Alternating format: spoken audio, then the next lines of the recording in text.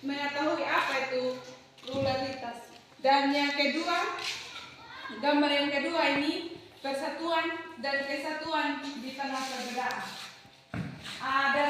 Dari gambar yang teman-teman lihat tadi, apa yang teman-teman pahami tentang pluralitas? Saya Kak. Silakan Nadi. Yang saya pahami yaitu kita harus menjaga kesatuan di tengah banyaknya agama. Terima kasih Adita. Silakan tepuk tangan buat Adita. Ada tuh pertanyaan yang kedua. Pertanyaan kedua yaitu mengapa penting untuk menghargai perbedaan agama? Mungkin ada yang mau jawab? Dari saya Kak, Silakan Aciko. untuk menjaga kesatuan. Untuk menjaga kesatuan. Sebelum lanjut, mari kita menyanyikan lagu Nama Baik Lebihlah Berharga. Tahu? Itu lagu yang ada dan yang begini. Karena di mata Tuhan semua sama. Semua tahu? Baik, kita akan menyanyikan sama-sama dan saya akan angkat dan teman-teman harus ikuti. Nama baik lebihlah berharga daripada harta kekayaan. Lebih baik disayang orang daripada emas permata. Tak perlu iri atau dengki pada siapa yang sombong dan kaya. Janganlah dengan kekayaan kau menindas orang yang lemah, karena di mata Tuhan semua sama yang ada. Karena di mata Tuhan semua sama, miskin dan kaya. Siapa yang baik dikasihi Tuhan, mengabdi benci, menuai bencana. Sebelum kita lanjut, mari kita menghadap Tuhan di dalam doa. Kita berdoa. Ya Bapa di dalam kerajaan surga, Bapa yang kami sembah dan yang kami puji oleh Anak Yesus Kristus. Bapa, terima kasih karena Engkau telah menjaga kami dari hari ke hari hingga pada jam sore hari ini. Pada jam sore hari ini ya Bapa, kami anak-anakmu mau melanjutkan melaksanakan katekisasi kami. Pada Engkau terus menuntun kami ya Tuhan, sehingga kami boleh melanjutkan katekisasi kami kepada akhirnya Tuhan. Ya Bapa dalam kerajaan surga, itu doa kami, ini permohonan kami. Di dalam nama Yesus Kristus kami berdoa. Amin. Dan kita lanjut pada materi kita yang tadi. Teman-teman, pada saat ini kita akan belajar bersama-sama mengenai apa itu pluralitas agama, dan kita juga akan belajar mengenai persatuan dan kesatuan di tengah perbedaan agama. Teman-teman, pluralitas agama merujuk pada keberadaan berbagai agama dan kepercayaan dalam satu masyarakat. Konsep ini mencerminkan kenyataan bahwa komunitas individu menganut agama-agama yang berbeda, yang masing-masing memiliki ajaran, praktik, dan tradisi yang unik. Pluralitas bukan hanya sekedar pengakuan terhadap keberagaman agama, tetapi juga mencakup sikap saling menghormati dan memahami antara pemeluk agama yang berbeda. Teman-teman,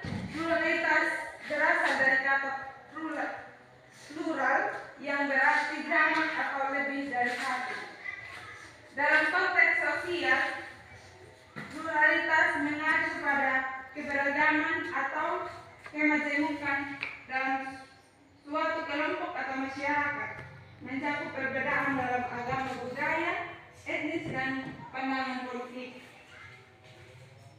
Teman-teman, silakan melihat gambar yang ketiga ini. Silakan perhatikan pada gambar yang ketiga. Gambar ini memperlihatkan bahwa di Indonesia mempunyai keberagaman agama. Saya ulangi, gambar ini memperlihatkan bahwa di Indonesia mempunyai keberagaman agama. Secara umum, pluralitas adalah kondisi di mana terdapat banyak variasi dan perbedaan dalam aspek-aspek tertentu dalam suatu komunitas. Dalam masyarakat yang plural, individu dengan latar belakang dan keyakinan yang berbeda, hidup yang berdampingan, menciptakan dinamika sosial yang unik. Teman-teman, di sini juga ada cara menerapkan nilai-nilai pluralitas agama dalam kehidupan sehari-hari. Pluralitas adalah pengakuan dan penerapan terhadap keberagaman dalam masyarakat, termasuk perbedaan agama, budaya etnis, dan pandangan hidup. Dalam nilai pluralitas untuk menciptakan lingkungan yang harmonis dan saling menghormati. Yang pertama yaitu menghargai perbedaan, menerima dan menghormati perbedaan latar belakang agama dan juga budaya. Ini menciptakan suasana saling menghormati dan mengurangi konflik. Dan yang kedua ini keterbukaan dalam dialog, mendorong komunikasi yang konstruktif dari orang-orang dari latar belakang yang berbeda-beda seperti agama dan budaya. Diskusi yang terbuka dan memperkuat pemahaman dan toleransi dalam keterbukaan dalam dialog dapat mendorong orang-orang memiliki interaksi yang baik dengan yang berbeda agama. Dan yang ketiga itu sikap terbuka. Bersikap terbuka terhadap pendapat dan keyakinan orang lain, serta tidak memaksakan pandangan pribadi kepada orang lain. Sikap keterbukaan ini mendorong orang-orang lebih berinteraksi dengan agama lain dan juga memiliki relasi yang baik tanpa melihat perbedaan agama. Dan yang keempat yaitu bergotong royong, melakukan kegiatan sosial bersama seperti gotong royong untuk membangun solidaritas antar umat beragama dan menciptakan komunitas yang harmonis. Teman-teman, dan menerapkan nilai-nilai pluralitas dalam kehidupan sehari-hari serta teman-teman bisa dapat berkontribusi pada terciptanya masyarakat kelompok baik, harmonis, dan adil. Teman-teman, pluralitas juga bukan hanya tentang pengakuan terhadap perbedaan, tetapi juga tentang bagaimana masyarakat dapat berinteraksi dan saling menghormati meskipun ada perbedaan tersebut. Keberagaman ini bukan hanya sekedar faktor sosial, tetapi juga aset berharga yang memperkaya budaya dan kehidupan budaya.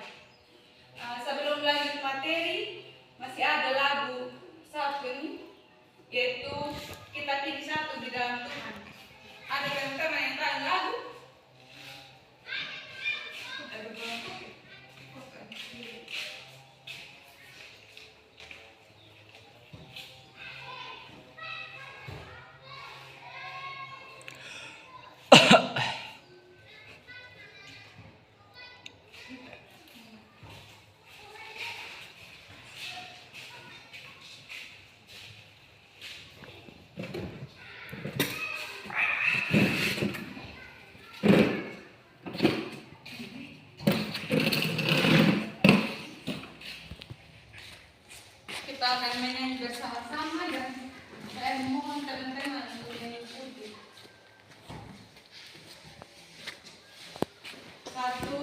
3.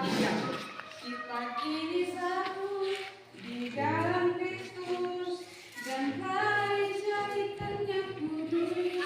Aku dan kamu, kita saudara, mengerjakan Tuhan bersama. Ulang ya. 1, 2, 3. Kita kini satu di dalam Kristus dan telah dijadikannya kudus. Aku dan kamu, kita saudara, mengerjakanlah bersama. Teman-teman, saya mau bertanya. Mungkin ada dari teman-teman yang mau menyampaikan makna dari lagu ini.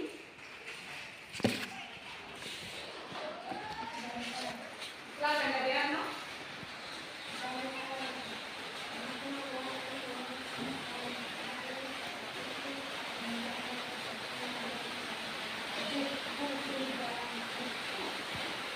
Ulang dari Ano. Kasih ada suara dari Ano. Makna lagu yang saya pahami yaitu menjaga kesatuan dan persaudaraan di dalam Kristus. Terima kasih Dano. Dan kita masuk pada materi berikutnya. Kita perlu mengetahui juga bahwa kedamaian dalam perbedaan agama dan itu menimbulkan keharmonisan dalam agama lain, seperti dalam kitab Kisah Para Rasul 10 dan Kisah Para Rasul 11. Silakan teman-teman mengamati gambar pada gambar yang keempat ini.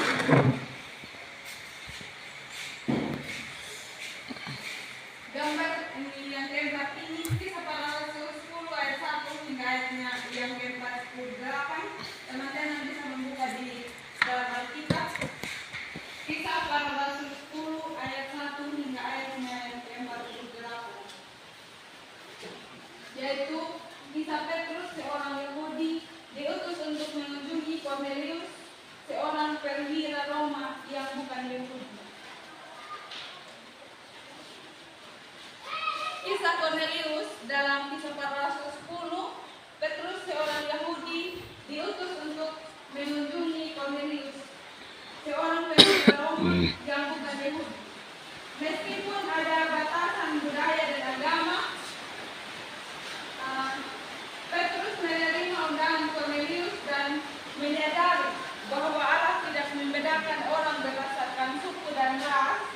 Ia berkata, sesungguhnya aku telah mengerti bahwa Allah tidak membedakan orang lain.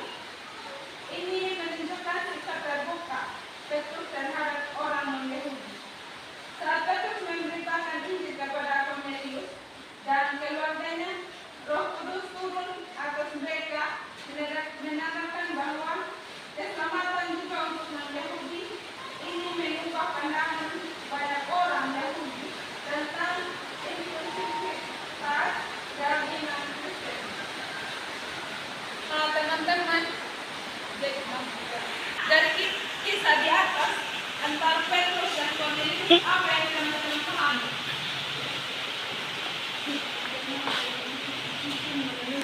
Ulang Ben, suara kurang jelas. Bagaimana Cornelius dipimpin melalui penglihatan untuk menemui Petrus? Silakan tepuk tangan buat Ben. Menjawab pertanyaan. Dan sekarang silakan teman-teman melihat pada gambar yang kelima. Gambar yang kelima. Gambar ini terdapat dalam Kejadian 17 ayat 16 sampai 34. Yaitu kisah Paulus yang menunjukkan toleransi kepada masyarakat di Athena yang memiliki banyak dewa. Di sini Paulus menunjukkan toleransi dan menghormati kepercayaan masyarakat Athena yang memiliki banyak dewa. Ia menggunakan patung Allah yang tidak dikenal sebagai titik awal untuk menyampaikan Injil. dia itu memakai batu untuk menyampaikan Injil sebagai titik awal untuk menyampaikan Injil, menunjukkan pemahamannya terhadap budaya lokal dan keterbukaan untuk berdialog. Dan setelah pada pertanyaan ini dalam sebutkan contoh dan cara bertoleransi dalam masyarakat komunitas dan bagaimana teman-teman menjelaskan. Mungkin ada yang mau menjelaskan? Silakan aja bisa suara. Contoh dari bertoleransi dalam masyarakat pluralitas, yaitu bagaimana cara kita ketika kata bertemu dengan orang yang berbeda agama dan bagaimana cara berperilaku kita ketika kita bertemu dengan orang yang berbeda agama. Terima kasih Ade Erlis, silakan tepuk tangan buat Ade Erlis. Dan sekarang kita akan lanjut pada toleransi sebagai kunci. Toleransi dapat diartikan sebagai sikap saling menghormati dan menghargai perbedaan.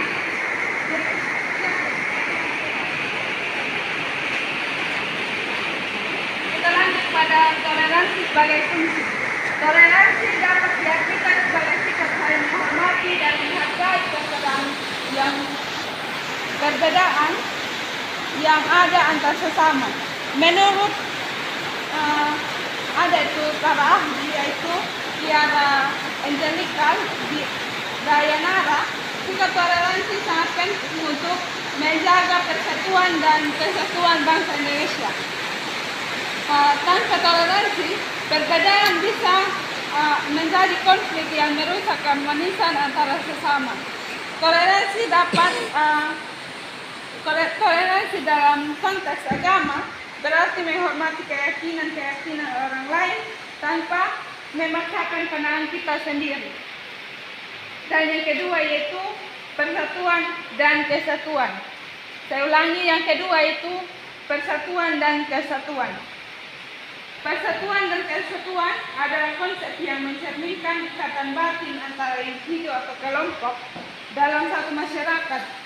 Dalam konteks Indonesia, persatuan dan kesatuan sangat penting untuk menjaga kedamaian antar sesama. Rasa persaudaraan dan toleransi yang tinggi dapat dibangun oleh orang-orang yang memahami dan menghargai perbedaan mereka.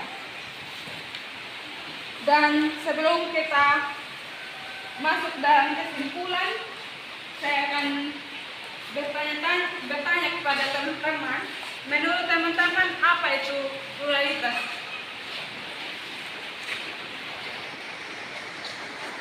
Mungkin ada teman-teman yang mau menjawab apa itu pluralitas. Silakan Adinika. Menurut adik-adik, apa itu pluralitas dari saya, kakak? Yang saya tangkapan dari yang kakak jelaskan tadi yaitu pluralitas adalah persatuan dan kesatuan di tengah perbedaan agama. Pluralitas juga adalah pengakuan dan penghargaan terhadap keberagaman dalam masyarakat, termasuk perbedaan agama dan budaya. Sudah Adinika? Terima kasih buat Adinika. Silakan tepuk tangan buat Adinika. Dan pertanyaan yang kedua adalah yaitu dari materi yang dipelajari hari ini, menurut adik-adik bagaimana cara untuk menjaga persatuan dan kesatuan dalam perbedaan agama. Silakan Adi Mima. Menurut saya cara untuk menjaga persatuan dan kesatuan dalam perbedaan agama adalah ketika kita bertemu dengan teman-teman yang beda agama, kita harus menjaga sikap dan perilaku kita. Silakan berkembang Adi Mima. Dan sekarang kita akan masuk pada kesimpulan.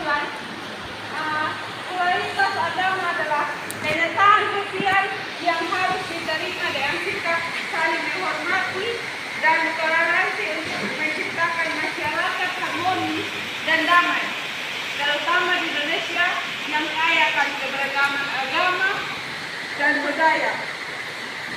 Dalam konteks ini, pluralitas agama tidak hanya menjadi tantangan, tetapi juga peluang untuk membangun kehidupan bersama yang lebih baik di tengah keberagaman.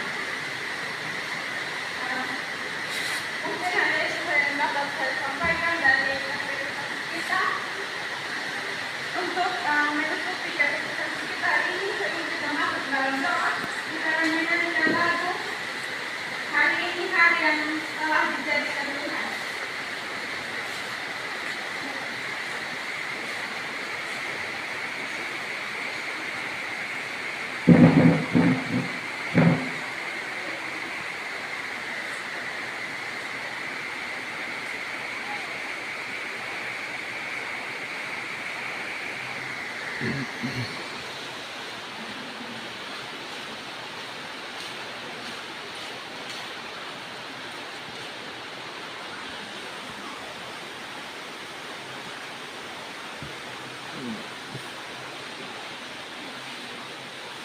Lagu hari ini hari yang telah dijadikan Tuhan.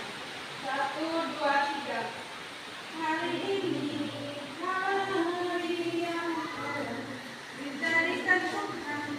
Mari kita bersuka di dalam Tuhan. Oh, bersuka dalam Tuhan. Mari bersuka dalam Tuhan. Sekarang bersuka cita. Sekarang kita akan masuk dalam doa penutup. Sebelum kita kembali ke rumah kita masing-masing, saya tutup dan di katekisasi kita. Mari kita menghadap Tuhan di dalam doa. Kita berdoa. Ya Bapa dalam kerajaan surga, Bapa yang kami sembah dan kami puji lewat anak Yesus Kristus. Bapa, terima kasih atas cinta dan kebaikan-Mu sehingga Engkau telah menjaga kami dari awal katekisasi kami hingga pada saat ini. Apapun yang kami dengar dan yang kami pelajari tadi ya Tuhan, boleh kami tanam dan artikan di dalam kehidupan kami hari lepas hari. Ajarlah kami ya Tuhan untuk saling menghargai satu sama lain, baik yang berbeda agama kehidupan kami. Mari Engkau terus menuntun kehidupan teman-teman dimanapun mereka berada, baik mereka di bangku sekolah maupun di tempat pekerjaan mereka. Ya Bapa dalam kerajaan surga, mari Engkau terus menuntun kami, kehidupan kami ya Tuhan, kami bertaruhkan dalam tangan kasih-Mu. Ya Bapa dalam kerajaan surga, ini doa dan firman kami, di dalam nama Yesus Kristus kami berdoa. Amin.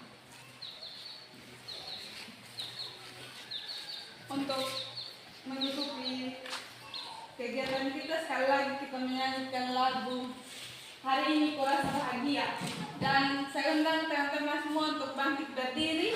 Kita menyanyi sambil tepuk tangan dan kita menyanyi dengan semangat. Semua berdiri.